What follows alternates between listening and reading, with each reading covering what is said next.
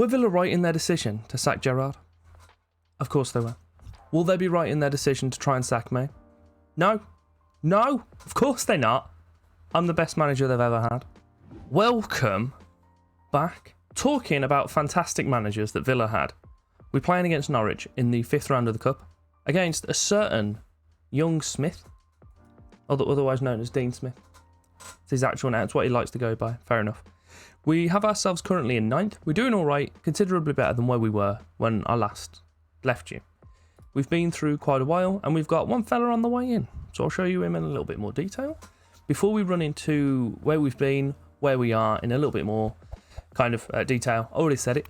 If you do me the favour of liking and subscribing, show your support on the channel would be greatly appreciated. And it will help get my little name out there, considering we're at the start of the game. And yeah, I've already made 2 saves. Let's not do a third one.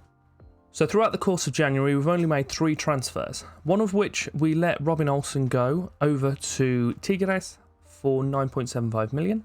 He came to us on a loan, cost £1 million, confirmed it for 3 million, and we've made just shy of 6 off the remainder, which is good. Not too bad, and we've still got Jed Steer here as a backup if we need him. And the other player that left us was marvellous. Mr. Nakamba has gone over to Monterrey. Apparently, Mexicans absolutely love my team. We bought him for 10.5 million from Cercle Bruges, Club Bruges, and Monterrey have bought him for exactly the same fee off us. So we haven't lost anything. We've got a few decent seasons out of the lad, and we've only spent 2.3 million in the window signing Larin Ulrich. So he's an 18-year-old German from Stuttgart. As I say, 2.3 million. He's got a potential to be pretty handy centre mid. And he looks like he'll do that kind of attacking, or that's a Carolera, that's the wrong one. He'll do that attacking or supporting role pretty decently already, which is quite helpful. And to fly through the results since you were last with us, we kicked off with a 3-0 win at home against Southampton. Ings, Dendoncker and Watkins getting on the score sheet. Pretty decent result for us. Followed that up with an exit in the Carabao Cup.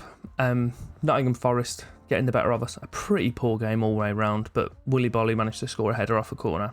We followed that up with a Boxing Day defeat against Arsenal, who, if we're honest, absolutely slapped us. I was looking at some other tactics at that point. Wasn't a good idea, but I think I changed almost immediately in that game. We managed to get ourselves back in winning ways with a 1-0 against Everton. Ings missing a penalty for us, then scoring a goal. Matty Cash getting himself sent off. I think it was 2 minutes after I'd made all 3 subs, so I had to kind of improvise a 4-4-1.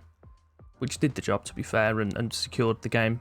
We definitely deserved it looking at stats, but a bit of a shaky finish. Another win to follow. We played Newcastle, beat them 2-1. Watkins and Ramsey getting the goals for us. Macambra actually getting an assist in probably his last game for us, actually.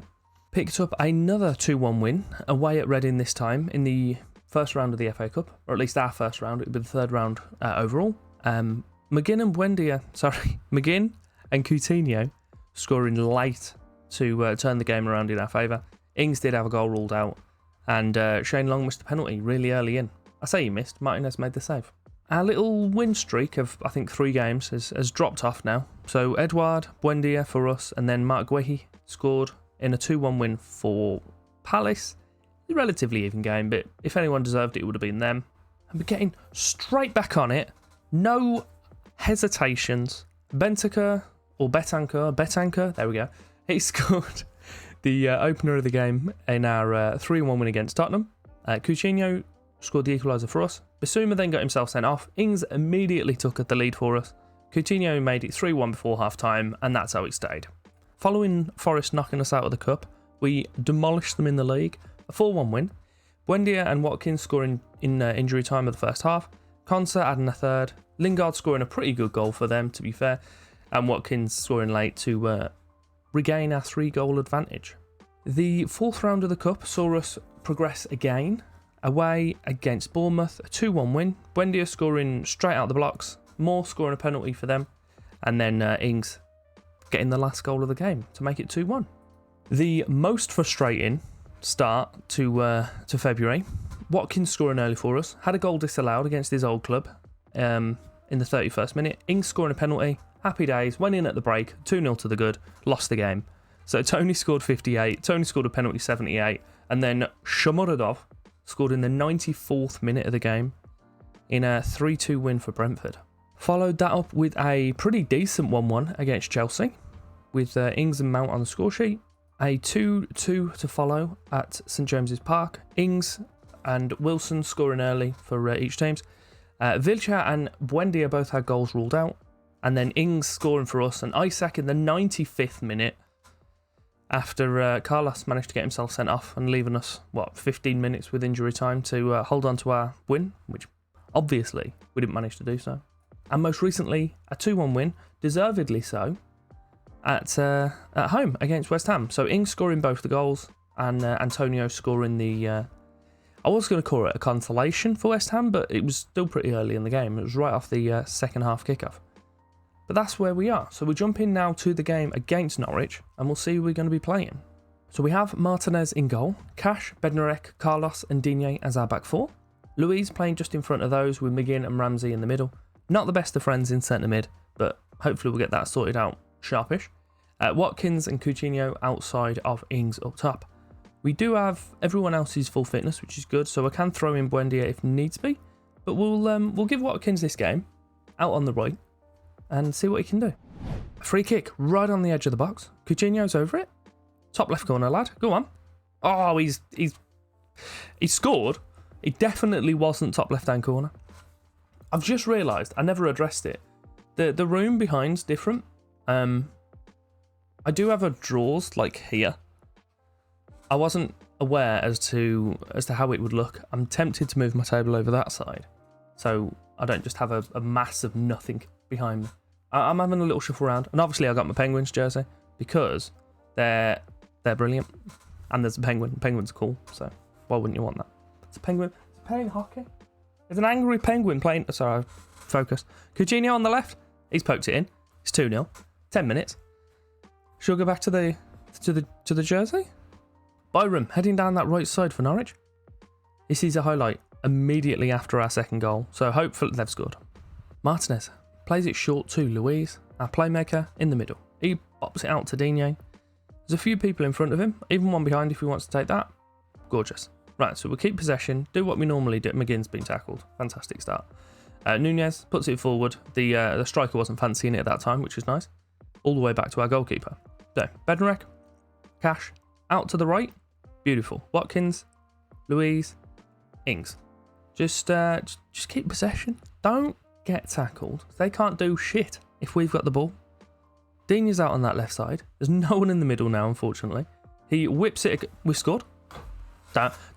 No one in the middle. Doesn't matter. Ball's still in the net. Wonderful. I don't know where Ings is during this. I think he could very well have been out on the wing. Wings. Brilliant. Absolutely brilliant. Digne to put in the corner. On the right side, towards the near post. I didn't get a chance to read his name properly, so I'm not even going to attempt. He spit the ball back up, though. And Krul's gathered comfortably. Bednarek with the ball. Louise, and then back to Bednarek. Nice little short payments, as we were saying earlier. I said payments? Don't know what that means. Ramsey's on fire today. His brother actually plays for these. I don't think he can play against us, because it's England, and we don't let alone play against the parent club. But it would have been good to see him on the pitch together. But knowing our luck, his brother would probably end up injuring him. Because why wouldn't that happen? Byram throws short to Hayden on that right side. He gets the ball over to Nunez. Brilliant ball in. Cantwell's with the header. That is a slight concern that they score in headers so easily. I have it in a position where we trap them inside. So we've got quite a bit of width in up on the pitch, and then everything funnels down, so we're trying to funnel them with it. I haven't pressed stop crosses, but I might very well do that going forward, because the ease of which they're scoring these crosses is quite concerning. But Nunez just pops it in. But McGinn's marking him. Don't know where my centre-backs are. Bednarek and Carlos, they're over there. They're just sat on the goalpost for some reason. I've just made 5 subs in one go. What is the worst that could happen? So we brought in Gilbert, Consa, Young, Dendonka and Archer up top. For basically our whole defence, bar Diego Carlos, McGinn and Ings have came out. Coutinho puts a corner towards the near post, and it's nodded away by Omar Biadile. I think that was it. Oh, Jesus. He just absolutely blazed that one over then. Who are our goal scorers? Oh, it is so. I was going to say that it could have been for Coutinho's hat-trick, but I didn't want to say. Wonderful. A few minutes left. Their goals they've scored have been vaguely concerning. The goals we've scored have been quite a good sign, to be fair, because they've come from low XGs. But again, that in itself is also a concern, because I feel like we should have definitely the better stats against Norwich, which we appear to be lacking. I realise you're probably wondering why I was talking about me being sacked, because we were up to 8th, we're doing all right. My job security, insecure. That's far from ideal. They want me to sign players, the board this is, sign players under the age of 23 for the first team. It's only favoured, and they're disappointed because I've signed a player under 23 who can play in the first team. Who am I to question? They want me to play entertaining football, which they're pleased about, but that's also favoured. And they're reserving judgment about not signing players over the age of 28, which I haven't done. So I don't know what more they can ask for, but we move. Supporters, they absolutely hate me. So they want me to qualify for the Europa League. It's required, and they're disappointed confidently currently, which is it's not the greatest. But considering where we started off and we've improved up the table, get off my back. They're satisfied that we play an attacking football, pleased and delighted about another two things, and reserving judgment because we haven't had chance to play Baggies or Blues yet. Jason Denier, never showed him yet. New centre back. It does say 4-star. I don't think he'll be 4-star when he comes in, but he's coming in our free. His contract, if I can look at that, I cannot. Wasn't too much. I think it was about 70 something, 75 possibly. So he's not being paid an absolute fortune. So we have the draw for the quarterfinal. There's a few little tidbits coming on down the bottom. I don't particularly care, so we'll just move on. What are the teams available? So Baggies, Man U, Birmingham, Newcastle, Brentford, obviously ourselves, QPR or Liverpool. Obviously, we'll take Baggies or Birmingham because they're both easy wins, aren't they? It's just the case. So first name out the hat, Baggies. Second name out the hat, us. It's Newcastle, never mind. Third name, Brentford against Liverpool. Decent draw. Just not us. Anyone but us. Blues. Wonderful. Right, who's left? Do you know what? I'd like for us to play QPR. Is there a... Jesus! There we are. QPR. Happy days. So, the draw in total. Baggies at home against Newcastle. Brentford hosting Liverpool. Man U hosting Birmingham, and QPR are going to be wandering up to the Midlands to play Villa. And that leaves us a nice little way to sign off the episode. We will be coming back for that quarterfinal against QPR. I might even team it with the Southampton game, and I believe it will let me show you what our new youth players are going to be, because the intake usually comes in towards mid to late March. And if you have a little look at this, it's it's pretty decent. So we've got one goalkeeper coming through, a centre-back, at least one wide midfielder, 2 handy prospects for wingers, 2 forwards, which is helpful because I only play 1, but that's fine, a wing-back, and even an attacking mid. It's rated as a B. If you have enjoyed today's episode, do me a favour, like and subscribe, show your support on the channel, it'd be greatly appreciated, and I hope you're back for that next episode. Thank you very much for your time.